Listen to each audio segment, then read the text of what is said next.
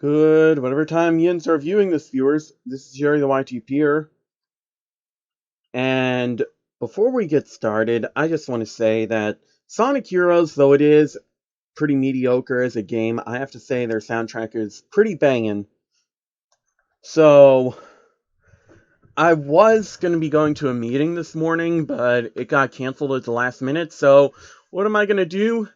Read a shitty fanfic, because you know me well. So, today's fanfiction is going to be one that wasn't finished, but it is another really cringy one from fanfiction.net.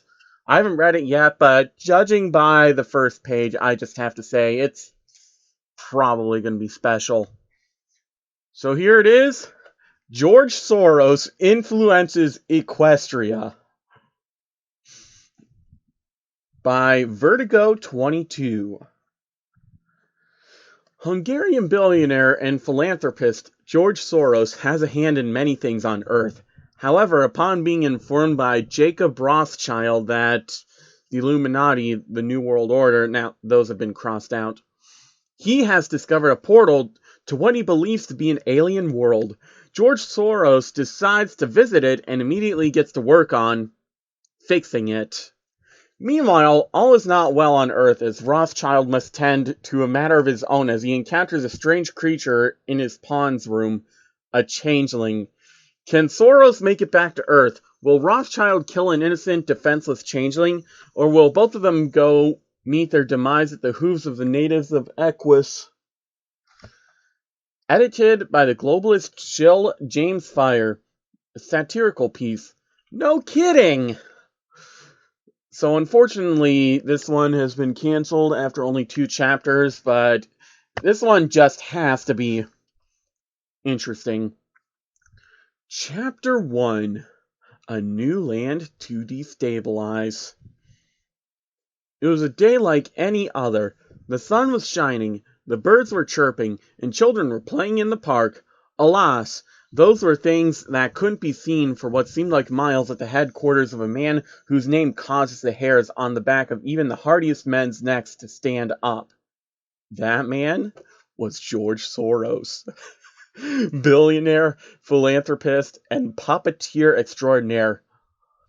Okay, Jacob, what is it that you want me to see exactly? Asked Soros as he and his fellow billionaire, Jacob Rothschild, entered a large open chamber that looked as though it had been torn straight out of a medieval torture room, but without all the blood and gore.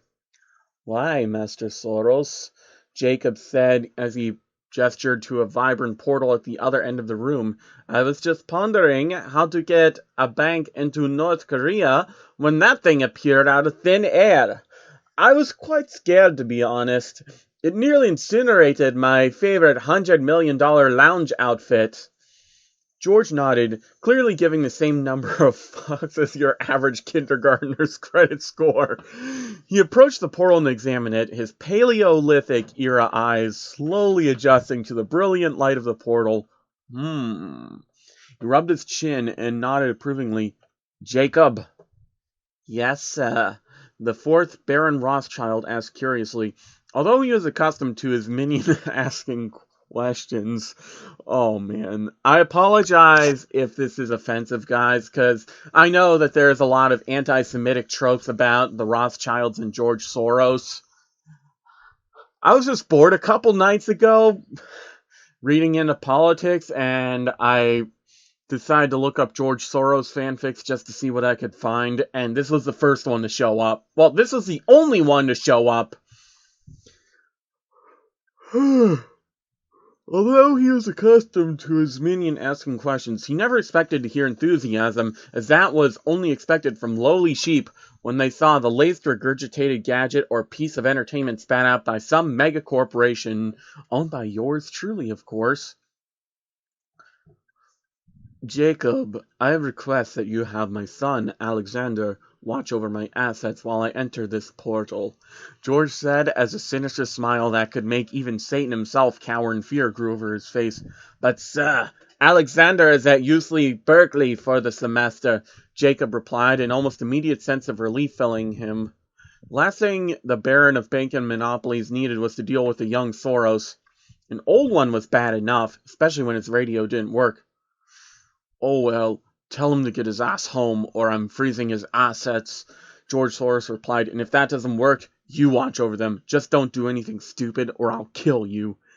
Yeah, good luck, George, Jacob said as his puppet walked through the portal. I'm so buying a bunch of cats. George Soros found himself floating through a rainbow-colored realm of color.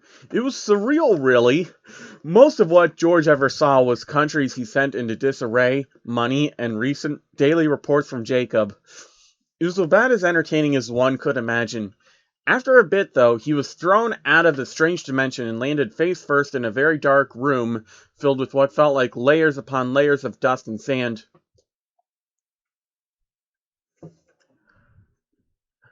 Oh my, are you okay? Asked a soft voice not too far off. Oh, by Celestia, you're quite unlike anything I have ever seen. George slowly stood up, his Jurassic-era bones popping back into place as his eyes adjusted to the darkness of wherever he was. After a bit, a midnight blue light illuminated the room, and he saw something he only expected to see in fever dreams, or when Jacob brought back a souvenir from those Illuminati meetings he always raved about. What? Are you a horse? He asked as he lay eyes on an alicorn who sported a warm smile. And are you talking? Well, I am an alicorn, and you are the first visitor I have seen in 1,000 years. The alicorn gasped and blushed lightly. Oh, where are my manners? My name's Princess Luna, and I, was co-ruler of Equestria. Soros raised an eyebrow. Suddenly he viewed the alicorn in an entirely different light. Equestria, you say? Yes, that's where I'm from, Luna replied as she pointed to the wall. Oh, guess you can't see it from here. She cast a spell that caused the wall in front of them to become seemingly non-existent. Ahead of them, Soros saw a large, Earth-like planet, sort of. To him, all he saw was a new playground. So, that's what the world looks like from above, Soros inquired as he turned to face Luna once more. Quite amazing. Luna nodded and smiled. If I may ask, where did you come from? George remained silent for a few moments as he got to work doing what he did best when he wasn't funding the destabilization of sovereign states. Creating distrust. I, too, come from your world, Soros said with a small smile. He walked over to Luna and wrapped an arm around her. In fact, your main ruler sent me here to speak with you. Luna's eyes widened and a large smile formed on her face. Celestia sent you? Oh, has she forgiven me for what I did to her? Soros' smile faded and he shook his head. I'm afraid not. He removed his arm from around Luna and looked down to the ground. Celestia wished to inform me that there will be dire consequences when you arrive back home. Oh, so this is a prequel to Friendship is Magic. Luna's once large smile was instantly replaced with a frown and a look of immense sadness. Despite that sadness, though, her voice was filled with unbridled anger. She still has not forgiven me after a millennia of imprisonment? Her voice echoed throughout her prison chamber, and loud enough that it caused the floor itself to shake with the intensity of a small earthquake. This, naturally, did not go unnoticed by the destabilizer of nations, who lay against the wall. You're quite the powerful being, Soros said as he stood up. He brushed some dust off from his suit and adjusted his tie. Tell me, where did you obtain such power? Luna ignored her visitor's question and turned her face where the planet rested. When I get out of there later, Princess Celestia, I will show you the error of your ways. All will bow before me! Soros watched as a large shadow grew from behind Luna and slowly enveloped her, creating a set of armor. Well, I never thought I'd see something like that in my life, he thought. Wait a minute. So, the plot of MLP Season 1, Episode 1 and 2 exists because of George Soros. Oh!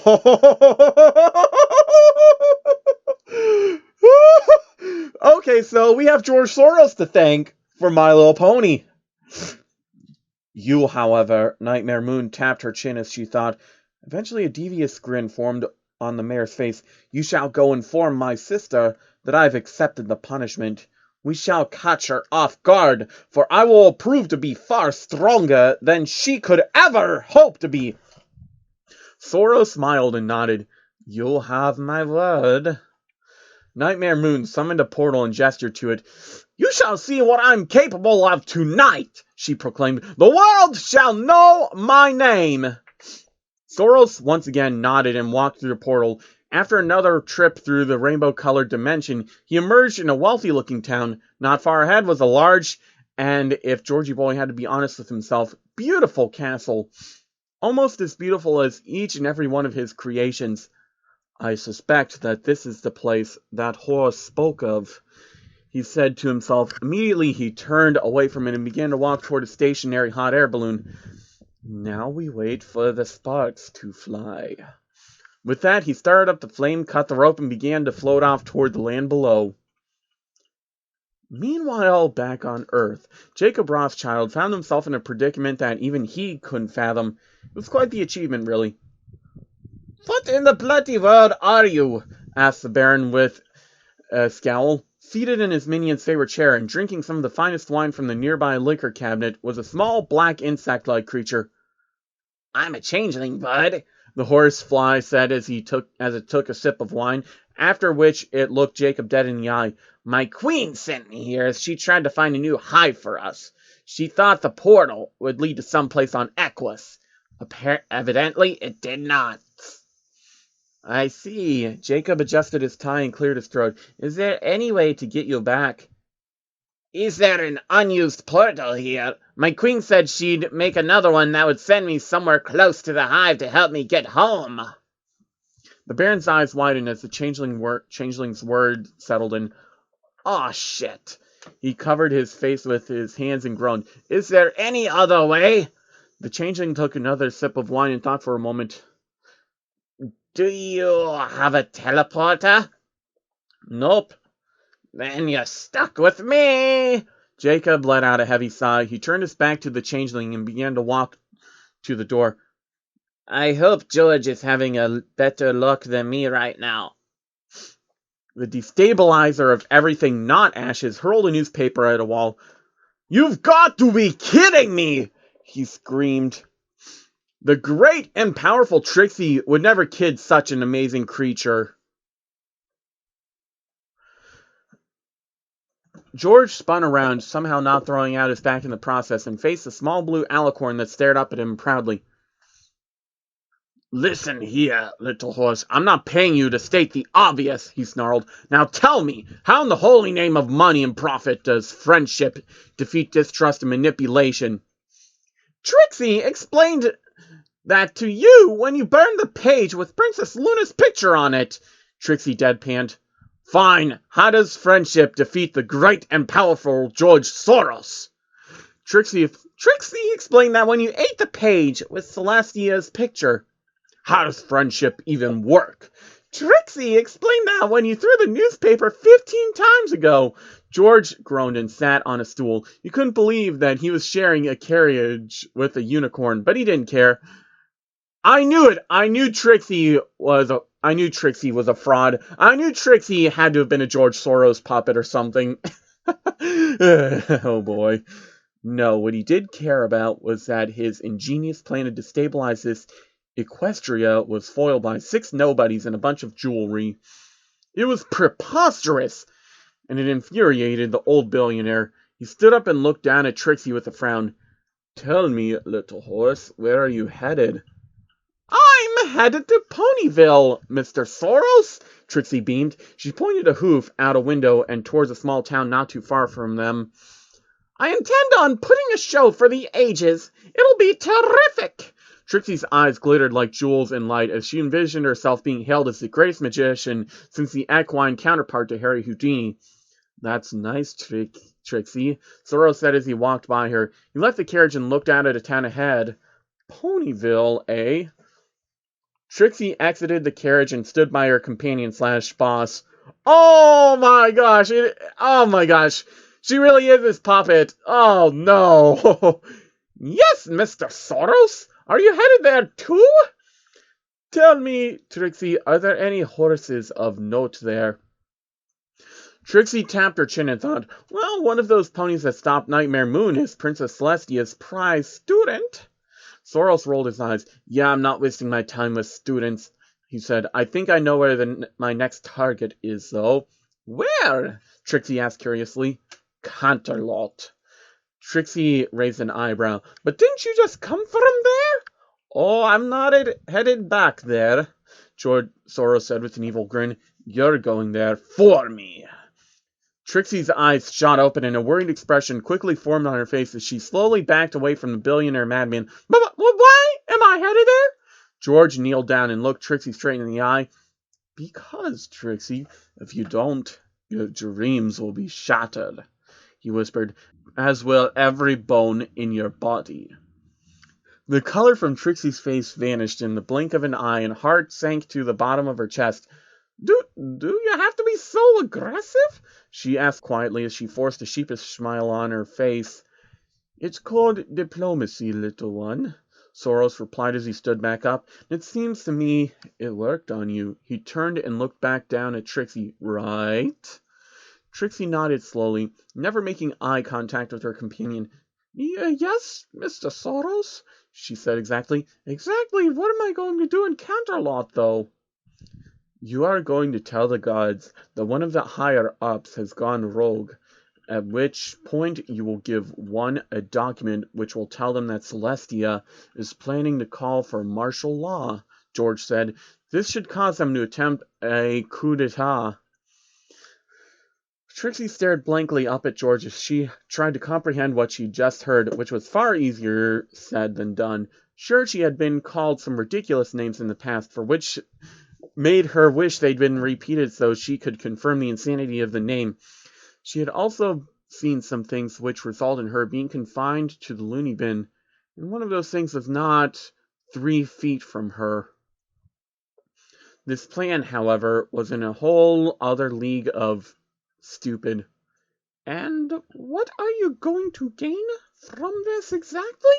She asked cautiously, knowing deep down this was a terrible question. Power. Money. George folded his arms and raised an eyebrow. Why do you care? It's just that, well, you have no real influence in Equestria, Mr. Soros, Trixie responded sheepishly. You don't have any businesses? Power? George stared blankly at the unicorn. Trixie stared back. Both knew exactly how this was going to end. Meanwhile, in a different dimension, a changeling and Jacob Rothschild were doing something that could only be described as the most monumentally stupid thing to do with an interdimensional being. So, what you're telling me is that the Illuminati can help me get back home? The changeling asked quizzically as he and the Baron of Banks walked down a long, dark hallway. Whatever light there was, it came from a handful of torches set in a line along the cobblestone walls. No, I'm saying they might have an idea as to how to get you back home, Jake replied as he approached a large stone door with a skull and all-seeing eye on it. And if they don't have an idea, then I know a few other places that could help you. Like? Jacob placed a hand on a stone slab and glanced down at the changeling. It's a secret little bug thing, he said.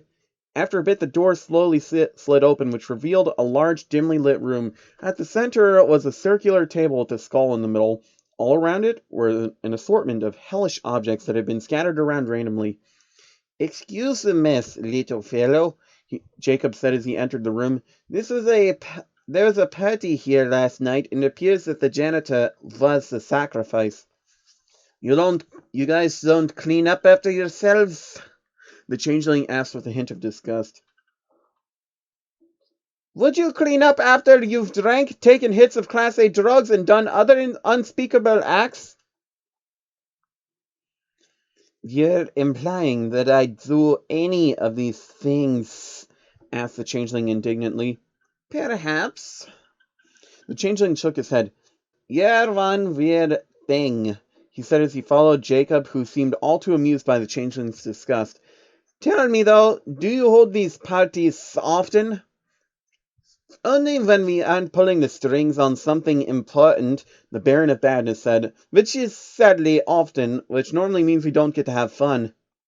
Well, it seems our definition of fun is a bit different, the changeling said as he passed by a slab of something, or maybe a lot different. What do you do for fun? Rothschild asked as he approached another stone door. Play with yo-yos? Fetch! Fetch for love to feed on and obey my queen, replied the changeling proudly. It's my duty to serve her. Jacob chuckled and grinned. You'd fit right in with the general populace here on Earth, he said quietly as he placed a hand on another stone slab. After a few seconds, it slid open and revealed a much brighter room, primarily because it resembled a laboratory. Oh, hello, Mr. Rothschild, said a tall, pale man in a lab coat. Is this the entity you spoke of over the phone earlier? Yes, Johnson, it is, Jacob answered in monotone. He was in Mr. Soros' room and appears to have come from another world. We both wish for him to get home, though, for different reasons. Yeah, he threatened to make me a sacrifice earlier if I didn't stop drinking his friend's wine. Jacob shot the changeling a glare. You ever call George and I friends again, and I will rip your head off and use it as a soccer ball. Wow. The changeling flinched and took a few steps back. Yes, okay, I won't, he said. Just never make that face again. I'm pretty sure you could scare Cerberus with it. Excellent, Jacob replied, his terrifying glare being replaced with the emotionless stare that he usually sported. Now tell me, can you identify where this creature came from? Johnson put a hand on his chin. Well, we have a prototype teleporter that we used to make contact with that freaky tentacle thing over there. He pointed to a creature that looked like Yog-Sothoth, only with polka dots covering its body. I have no idea what that is. But we have no idea if it'll successfully send something back. Is that all you guys really have? Asked the changeling with a frown. Yup, Johnson said, slightly insulted by the freak of nature that stood before him. The changeling groaned. So, you're telling me that we walked all the way here for nothing? Well, unless you want to end up dead in the vacuum of space, yes, you did, Johnson said. However, if you're willing to stay on Earth, we can always use new test subjects. Yeah, nope. The changeling hightailed it out of the room without a second thought. Figures, Johnson said as he held back laughter as the audible grunts of the changeling tripping over unspeakable things in the party room filled the air. Well, I guess I'll go see if the New World Order headquarters have something, Jacob said. Thanks for the help, Johnson. Anytime, boss. The changeling ran up to Jacob's side. So, where are those headquarters? He asked curiously as he and the Baron walked back the way they came. New York City, Jacob replied in monotone. City? A changeling stopped and tilted his head slightly. How exactly am I going to not be spotted in such a large area? Jacob turned around and let out a laugh that could wake the dead. You think we're actually going to walk the same streets as the middleman? He asked sardonically. Oh, how I'd hate to be you. Hey, what's that supposed to mean? The changeling asked angrily as he ran back up to Jacob's side. We're not walking on the city streets, you lesser being, the Rothschild said. We're taking a helicopter. A what? The changeling asked, ignoring the Baron's insult. Jacob stopped and pinched the bridge of his nose. Just be quiet until we get you there, incessant creature. And there, Back on Equestria, George Soros, destroyer of countless lives, countries, hopes, and dreams, had just finished making something that he'd normally have a lackey do for him. A makeshift grave. He looked down at his suit, which was covered in blood and dirt. With a heavy sigh, he turned around and stared at the cart that had once belonged to his short-time companion. It, too, was covered in blood and dirt. Maybe I was a bit too harsh. George tapped his chin and shrugged. Oh well, doesn't matter now. Oh no, oh no! Did he kill Trixie? You know what? Good. I hate that bitch. I fucking hate Trixie. Trixie is like the worst pony. So you know what? I applaud you, George Soros. Thank you for killing Trixie. He walked over to the cart and poked around inside. Notes, books on magic, and some more questionable objects that George needed more than just hand sanitizer after touching littered the mobile home. Yeah, I fucking hate Trixie. Good thing she's dead. All things considered, it looked like this world's answer to a trailer home to him, but without the shotguns and 6 kids running around. After a bit of rummaging around and several trips to local stream to clean off substances that would bump the story's rating up to mature, George found something that wasn't mundane or disgusting. The Grand Galloping Gala? He raised an eyebrow and read over the invitation and description to the event. For the most part, it sounded like a party he and his rich friends would attend, only this event had princesses, and his usually had Saudi princes. Still, regardless of the royal position, the so-called philanthropist pocketed the invitation and smiled. If the princesses will be there, I can certainly stir something up. He looked up at his suit and frowned, though I doubt they'll approve of this. George tapped his chin and frowned, realizing what had to be done. He had to go buy another suit. In a peasant's town. The horror! Maybe like that eldritch horror back in the lab, but George knew nothing about that, so he couldn't really compare. Swearing like a sailor under his breath and swearing revenge upon several nations, old George made his way towards Ponyville.